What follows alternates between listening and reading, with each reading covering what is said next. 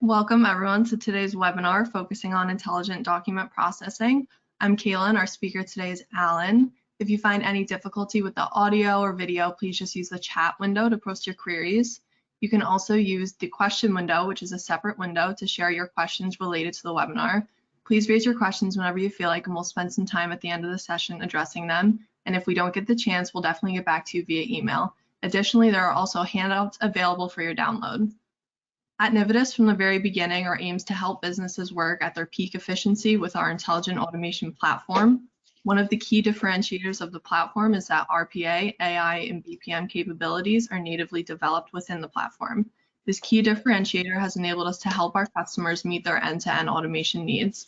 We're also being recognized for our work by leading industry analysts globally, namely Gartner, Forrester, and the Everest Group. I'm now going to hand it over to our speaker, Alan.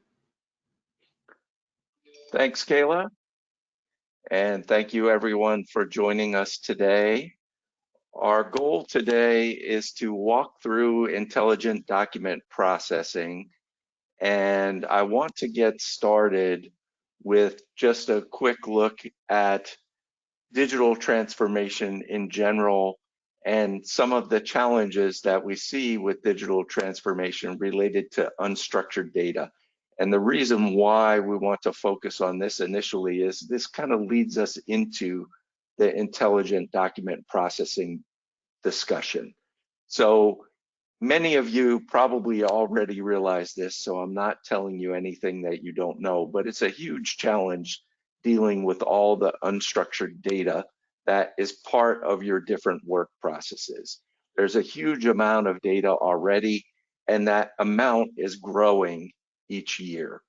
And dealing with this data causes a number of problems for your company in terms of the amount of time that people have to spend on it, as well as the multiple systems that you might use to interpret that data and get it into other systems in ways that you can really use it. And it all results in a huge cost and time sink for most companies. So let me stop right there and let's just do a quick poll. And this is going to ask you the question about whether or not you're currently using any form of intelligent automation in your business.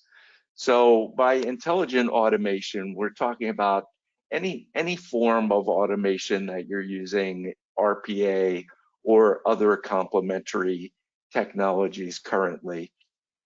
And then that'll give us an idea of where the audience stands in terms of implementing and knowledge of these kinds of solutions. And then later we're going to come back and I'll give you another poll to ask specifically about intelligent document processing.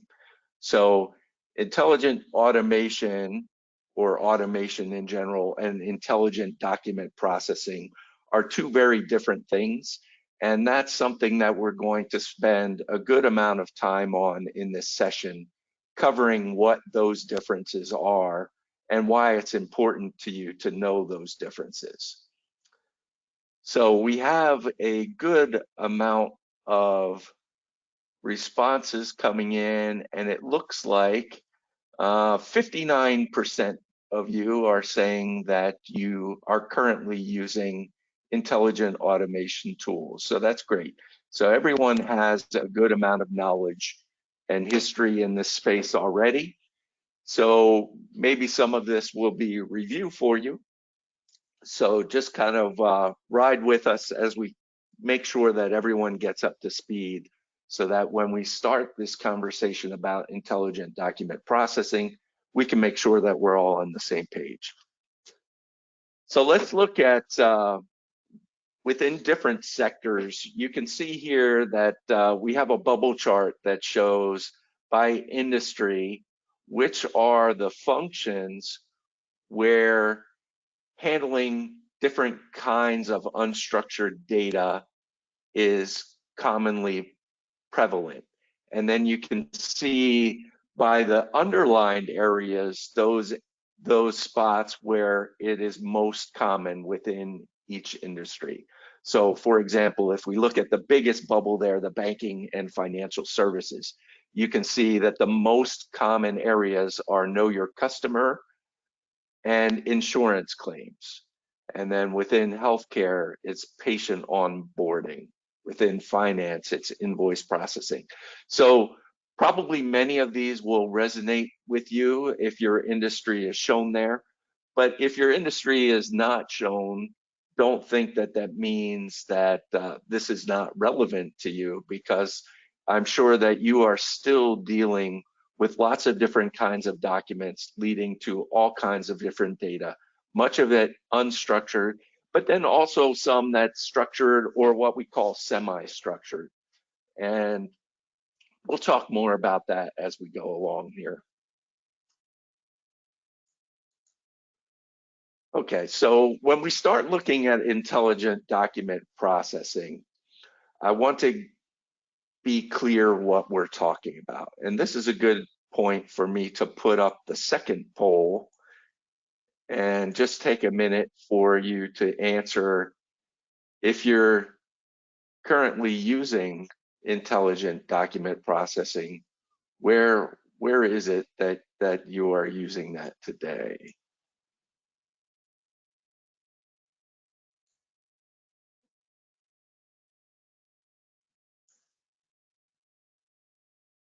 And I know it says on there, well, it says if you're running or planning to use.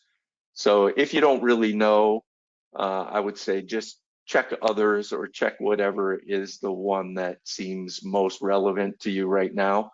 As we go through this session, hopefully it will become clearer to you what are those areas where it would make most sense and have most impact within your organization.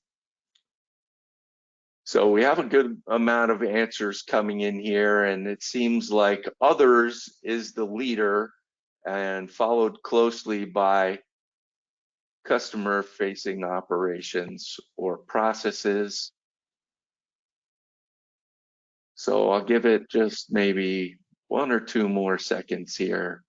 And customer facing operations or processes is gaining, they're pretty even now between that and others, and then followed by finance and then supply chain and a little bit of HR. So let's close that off here. And what I want to do now is look at some of these differences between what IDP really is and what it isn't. In many cases, I know there's a lot of misinformation out there. It's maybe not so much misinformation as different people have different things that they mean when they talk about intelligent document processing. So I'm going to tell you from the Nimitz standpoint what we mean when we're talking about intelligent document processing, and contrast that to maybe some of the other things that you have heard as potentially being intelligent document processing as well. So in our case, we have a single platform that allows you to extract structured data from either unstructured or semi-structured data or documents, pages, however you want to look at it. And it uses a combination of artificial intelligence technologies to do this. So it uses things like computer vision, natural language processing, machine learning, deep learning, also has the ability to create your own custom models, as well as use some standard models within standard use cases, and also allows integration to other systems as needed. So this is kind of our version of what intelligent document processing is. And the contrast that I'm trying to draw here is that it's not just a standalone RPA solution. It's not a standalone OCR solution. And it's also not a combination of lots of different tools and technologies together that need a bunch of integration. So with many of the solution providers out there that you might talk to in this space, you will find that in order to really accomplish your end goals, they're going to require you to use lots of different tools and technologies, maybe all provided by them, but really separate products, or maybe it's a combination of things provided by them as well as some others. And in our view, in order for a company to be really effective implementing intelligent document processing, it's certainly easier, faster, and less expensive if you can do everything that you need using a single platform. So looking specifically then at the contrast between RPA and intelligent document processing, you probably already know that RPA is all about using software bots to automate basic, routine, repetitive tasks. And RPA is really great at doing that, and it doesn't really care what the underlying applications are that it's working on. As long as there is a user interface, the bot is able to simulate the same kind of actions that a human user would do. The other side of that, though, is that the bot needs set rules to follow in order for it to be effective. So we use the word deterministic here, which basically means that it's rules-based. So as long as you can outline what the rules are for the bot to follow, then RPA can be a good solution for that.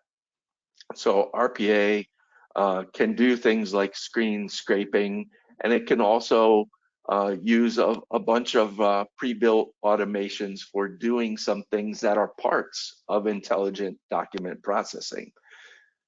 But the differentiator is that intelligent document processing is using these advanced artificial intelligence technologies that we talked about before.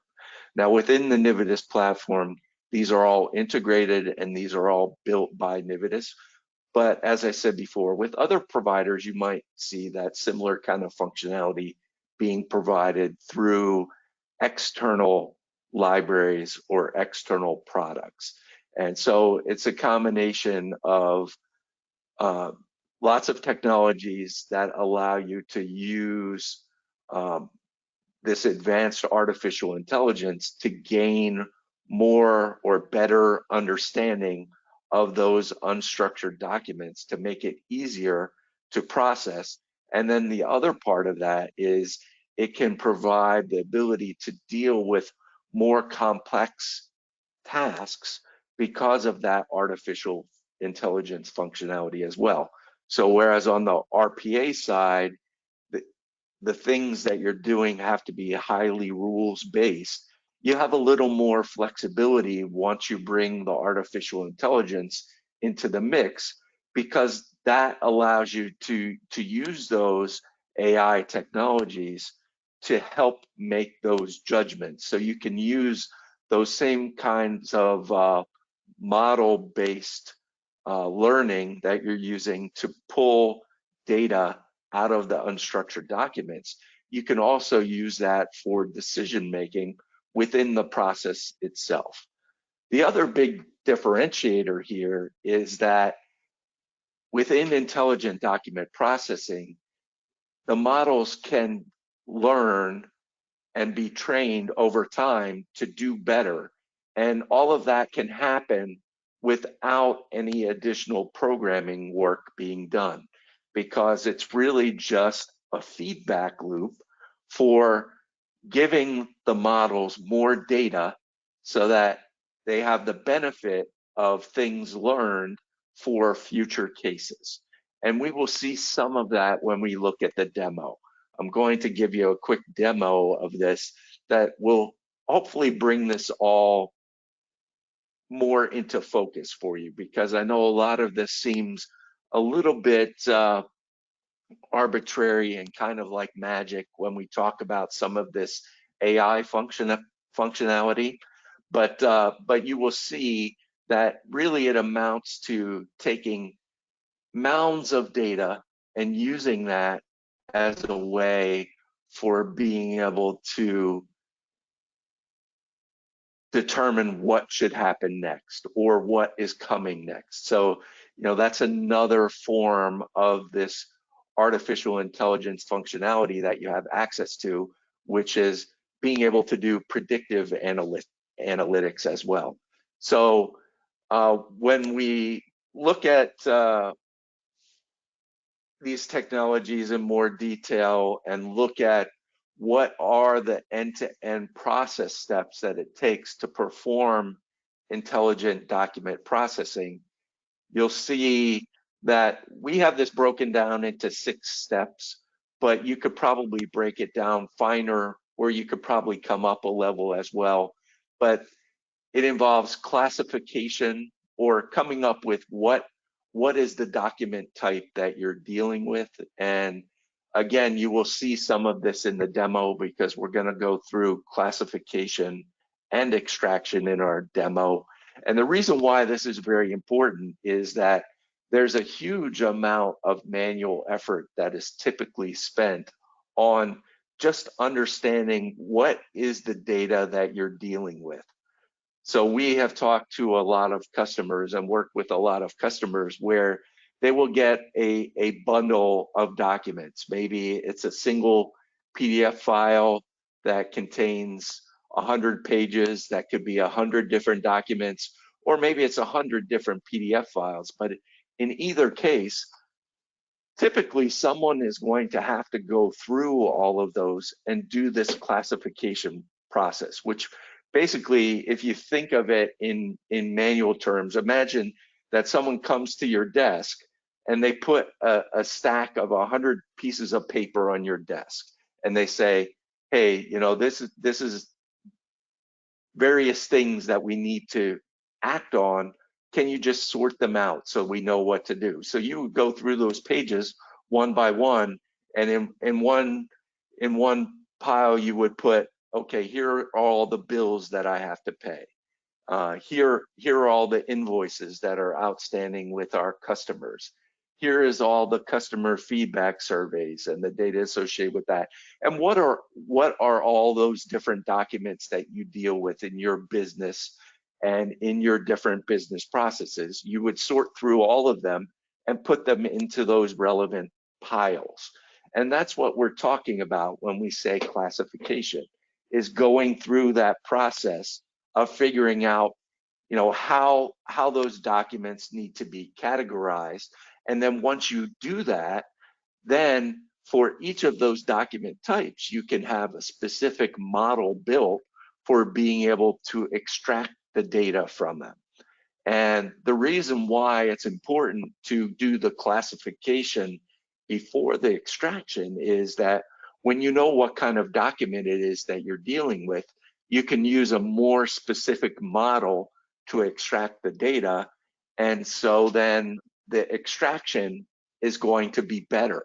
So you will get better data out when you follow this approach, as compared to trying to do the extraction first and then figure out what kind of documents it went into. And then obviously the next step is being able to validate the data that has been extracted. And you can have a number of different rules that can check things in various ways, maybe based on the type of data that you expect to see in that given field, or maybe by cross-checking data against itself, maybe from page to page. There are a lot of different mechanisms that you can use for validation. And then you can also do things like enrichment. So once you have some key piece of data, maybe someone's account number or their patient number, whatever that might be, you can use that as the key to pull in data from other sources as needed to make the process better further downstream. And then obviously you have the ability to verify by human interaction when that's necessary. And we'll show you how that works in the demo itself. And then also the ability to integrate with various systems on both ends. So the data can come in from various systems. And then once you have that unstructured data turned into structured data, then you can send that to various places and various systems as well. And you can also do lots of other interesting things like being able to report on that data in various ways, being able to provide dashboards and notifications if you see discrepancies, or if you want to set filters or flags. There are a lot of different things that you can do once you have the data in some good structured form that you can't do with that data when it's unstructured.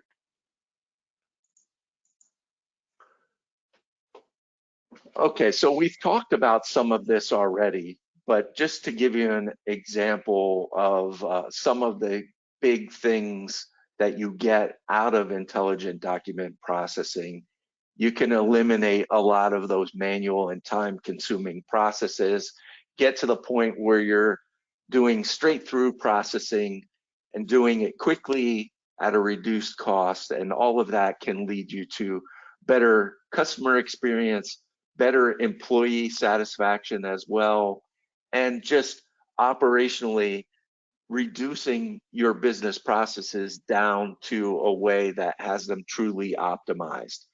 And all of this gives you just a better return from your investment in the human resources that you have within your company.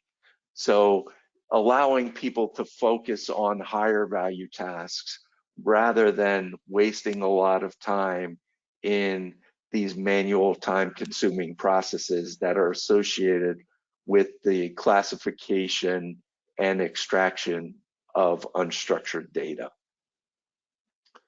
So we talked a little bit already about the native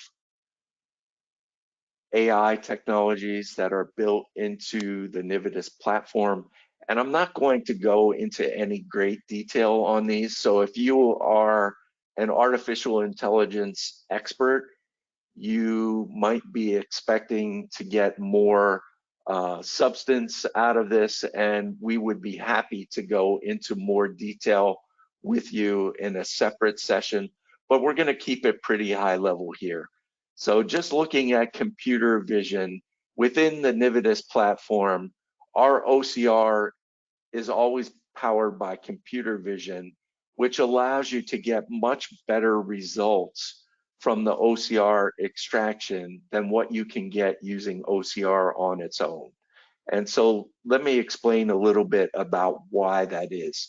So typically, if you take a page and you scan that in and you run that through an OCR engine, that's going to give you a dump of all the text that's on the page. And maybe if it's a really good OCR engine, it will keep some of the spacing and formatting and things like that, but it's not going to associate any of the name value pairs that are on the page or do any kind of checking or anything like that to make sure that if you take that data and you paste it into any other system further downstream, that you will get the kind of results that you expect.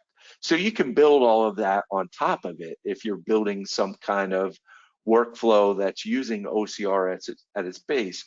But we take a little bit different approach where we use computer vision up front so that you're doing the extraction based on regions of interest on the page that are determined on the fly.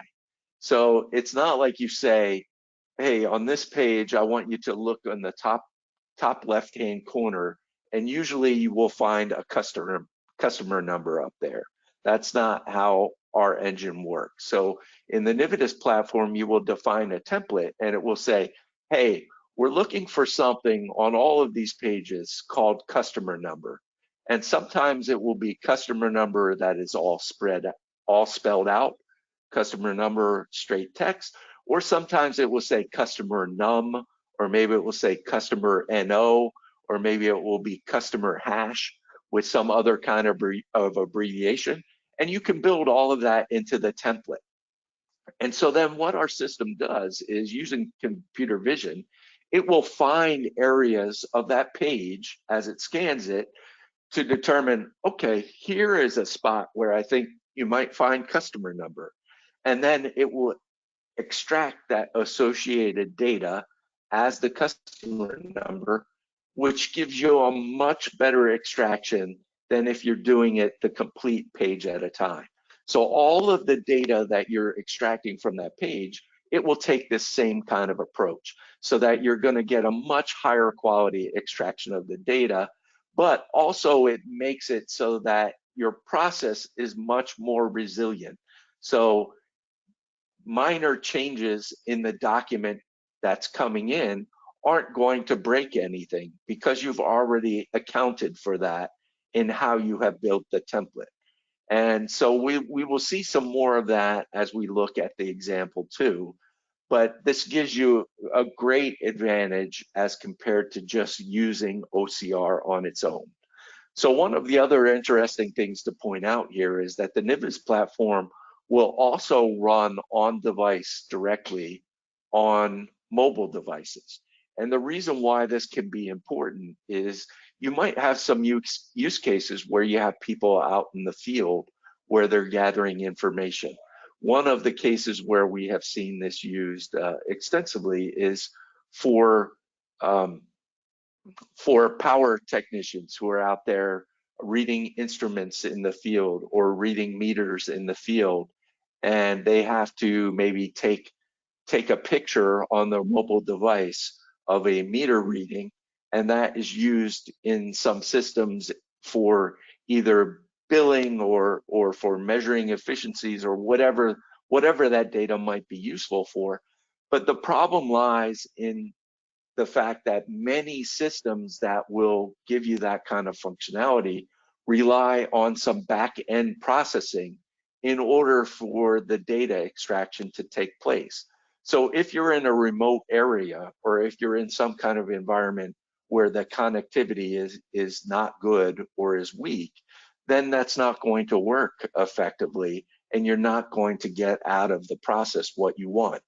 So in our case, since all of the extraction is operating on the device itself directly, you can take that picture and do the data extraction, and the device will store the extracted data and then can upload it to the server or whatever backend systems are necessary whenever it has connectivity restored. So it leads to a much more seamless end-to-end process than what you would see if you're relying on a bunch of back-end processing in order to do the extraction. So that's all computer vision. Then we'll talk quickly about natural language processing and predictive analytics.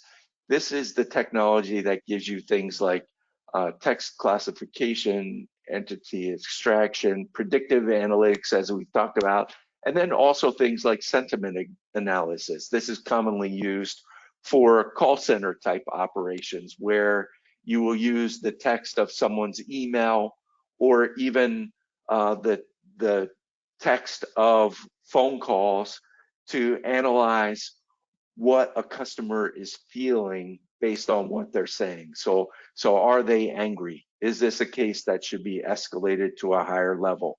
Are they happy? Is this a case where, you know, maybe we should get some kind of customer satisfaction survey in their hands or something like that? Or, you know, there are lots of different things you could do with this depending on the business process that you're using to take advantage of that sentiment analysis that could be done based on the data coming in.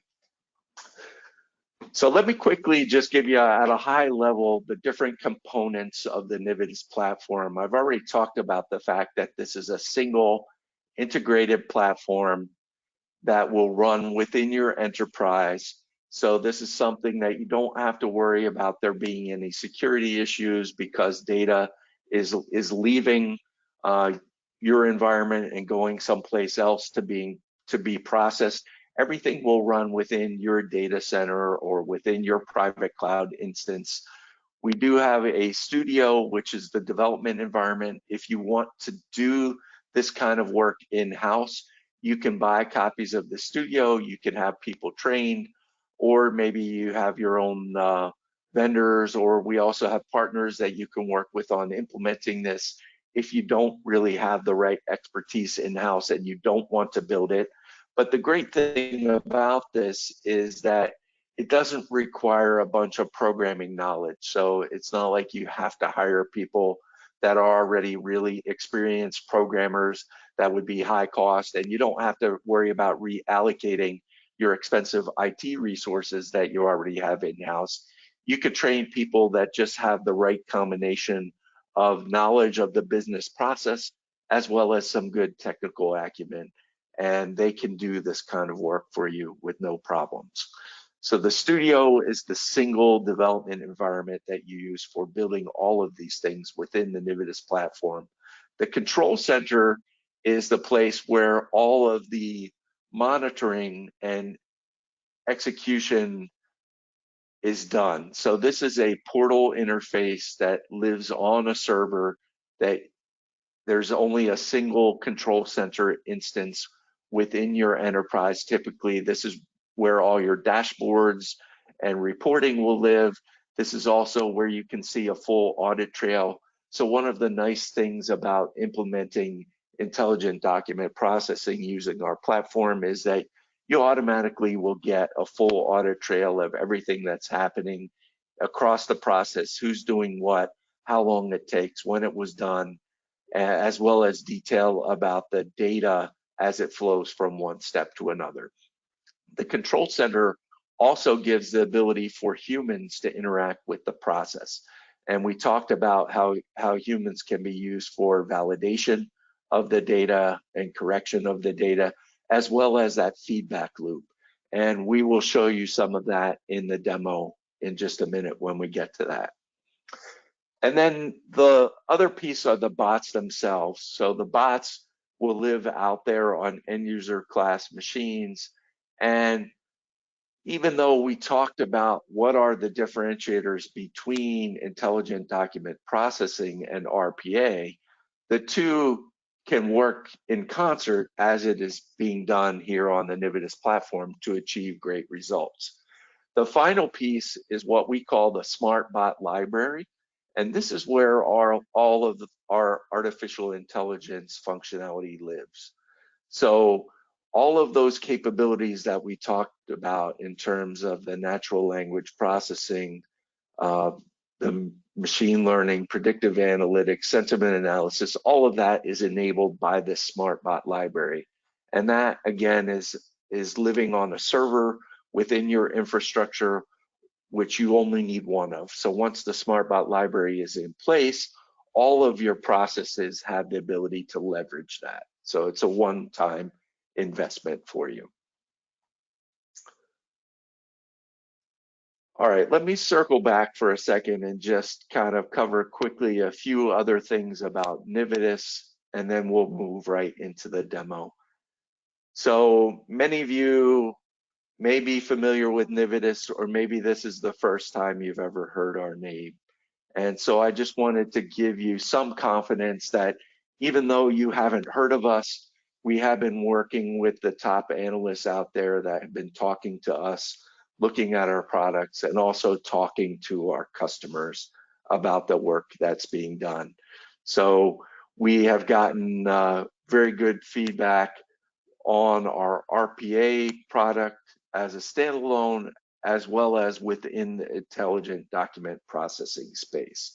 And we're one of the few vendors that has great coverage in both of these areas. Because we have a single integrated platform, it makes it very easy for us to come up with good end-to-end solutions.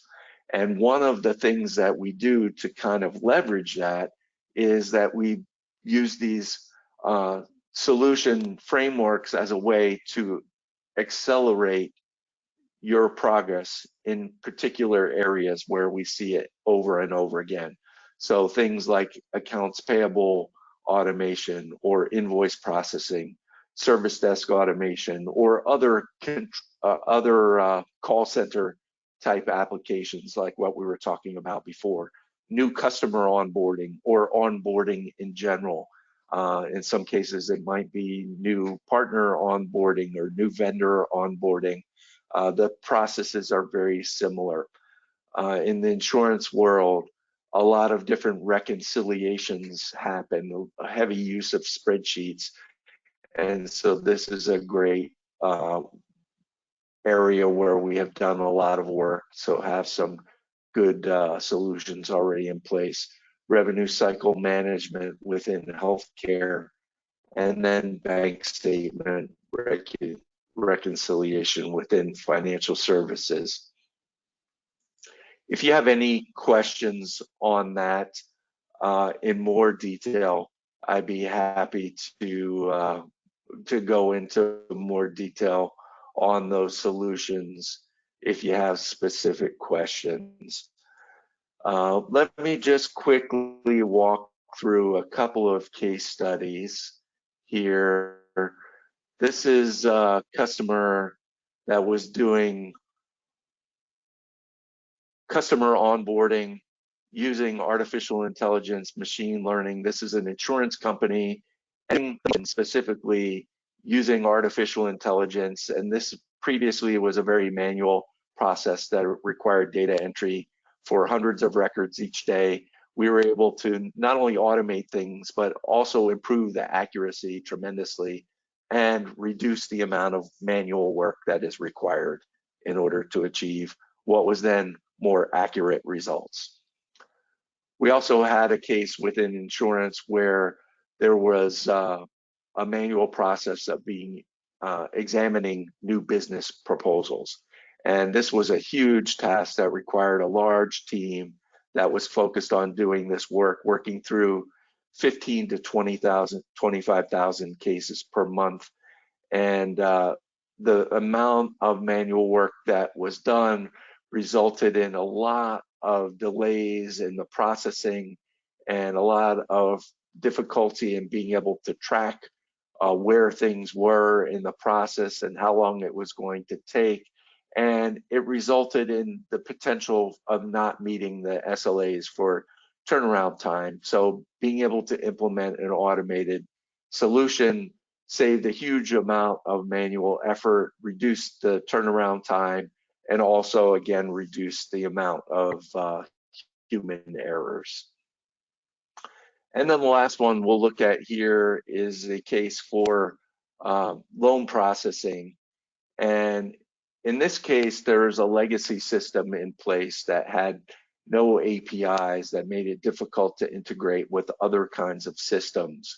And so this is a great example of where combining intelligent document processing with RPA can really be handy, because you can use RPA as a pseudo API for being able to extract data from legacy systems. And so that's what we did in this case. And the result was a great reduction in the amount of manual effort and a reduction in the turnaround time and faster resolution to customer complaints. So let me stop there and let's just launch into the demo, and then we can come back and we can talk about some more case studies after this. But I want to make sure that we have time to adequately cover the demo, because I think it's really interesting to see this walkthrough in front of you, how the process works in terms of the classification and the extraction of data. So what we're going to see here is an example of a document similar to what I described, where we have a PDF file with lots of different pages, and you don't know going into it what the different pages are. But you have some pre-built models that say, hey, here are all the kinds of documents that we deal with. So we are going to tell the system to take this particular PDF file and look at it page by page and come up with the classification of what you think each page is. So you could see that we've gone through that process, and it's broken down for you by page number, how those documents have been classified and how many pages are associated with each document type. So you can see in this interface here, it will tell you for the first document, it's page 1 and page 2, and this is a 1098. So this is a mortgage use case. So that's what the 1098 is, a document related to that. And you can see within each of these, you have the ability to dive down into the details so that you can also look at the data that has been extracted. You'll also have the ability to change the classification itself. So if the system has looked at this document and misclassified it, you can change the classification to what it should be. And you can also change the data extraction if there are some errors with that as well. So you can see here, there's a lot of different document types that take different action based on the document type itself. So in this case, for that disclosure form, it really just needed to know that's what it was, and then no data is extracted. But for the credit score, there are lots of different fields that get extracted because that has already been defined up front when you set up the templates. So as I said, you have the ability to change or correct any of this data on the fly, but then you also have the ability to go through that feedback process that we talked about before. So if you find some data that is incorrect, or if you find classifications that are incorrect, you don't just correct it for this one case. You can make that correction, and then you can feed that back into the model so that in the future, those kinds of mistakes won't happen again. So you can see those buttons there that say classification model update or extraction model update. Those will take the changes that you make and they will improve the models for the future. And so when you make a correction like what we will see an example of in a minute, where you redefine for the system, you say, hey, you took this information, but you took it from this place, and I really want you to take it from another place. So in this case, we're looking at company name, and it was correct, but we're just showing you the process here that you redefine that region, and then you can update the classification model and the extraction model so that in the future, the chances of the system being confused in a case like this are greatly reduced. So you have the ability not just to do this and make the corrections so that you don't have the errors introduced downstream this time, but you also have the ability to reduce the errors in the future so that you don't ever have those problems again. So let's go back to the presentation here, and where I talked a little bit about mortgage. So I don't want to spend any more time on this. And also we have a little bit of a time limit here. So let me talk. Actually, let me just skip over these case studies, and let's take a second and see if we have any questions coming in. Kayla, do we have any questions that have come in from the audience yet that we can address in the couple of minutes that we have left? Yes, so the first question we got was that if I have a file room with our old documents, who scans them? Kayla, are you there?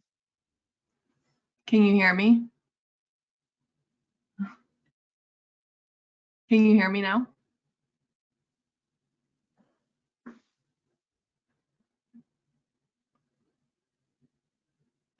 Hello? Okay. Can you hear? Hello? Well, I guess what we will do that.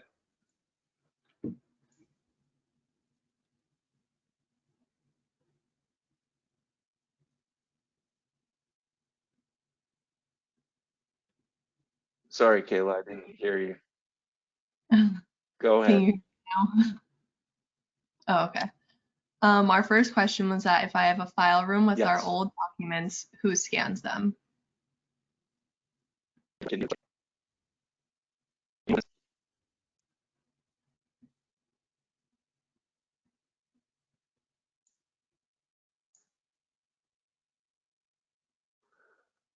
Okay. Apparently, somewhere along the line, we're having some difficulties here. So I apologize that we're not gonna get to your questions, but I assure you we will answer all your questions via email, and we appreciate you joining us today. And if you have any questions that you didn't pose, feel free to reach out to us after the fact. And we hope that you found this session to be informative.